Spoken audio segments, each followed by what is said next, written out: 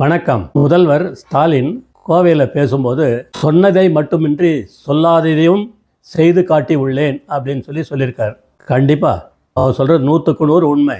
கள்ள சாராயம் குடித்து உயிரிழக்கும் தியாகிகளுக்கு 10 லட்சம் ரூபாய் நிவாரண நிதி வழங்கப்படும் என்று நீங்கள் சொல்லவே இல்லை. அவர் சொல்லவே இல்லை. ஆனால் மக்கள் வரி பணத்தை அள்ளி கொடுத்துருக்கார். பால் விலை, மின் கட்டணம், பத்திரப்பதிவு கட்டணம், பஸ் கட்டணம் போன்று எல்லாமே நாங்கள் உயர்த்துவோம்னு அவர் சொல்லவே இல்லை. ஆனால் எல்லாத்தையுமே நிறைய ஏற்றிட்டார்.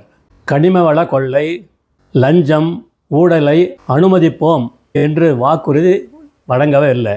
ஆனால் ஜாம் எல்லாம் நடந்துகிட்ருக்கு.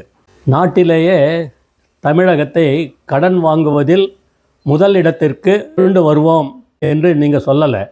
ஆனால் அச்சாதனையை நீங்கள் செய்திருக்கீங்க. கருணாநிதியின் சமாதியை கிட்டத்தட்ட 50 கோடி ரூபாய் செலவில் புதுப்பிப்போம்னு நீங்கள் சொல்லலை. ஆனால் இந்த 5 ஆண்டு ஆட்சியில் நீங்கள் நிறையவே செலவு செஞ்சுருக்கீங்க. முக்கியமாக ஒன்று என்னென்னா, சிறுபான்மையர் ஓட்டுக்களை பெற இந்து கோவில்களை இடிப்போம் அப்படின்னு நீங்கள் வாக்குறுதி கொடுக்கவே இல்லை. 300க்கும் மேற்பட்ட கோவில்களை உங்கள் ஆட்சியில் இடித்திருக்கீங்க. மக்கள் மறுக்கவும் மாட்டாங்க, மன்னிக்கவும் மாட்டார்கள். பார்க்கலாம் எலெக்ஷனில் என்ன பண்ணுறாங்கன்னு. ஜெய்ஹிந்த்.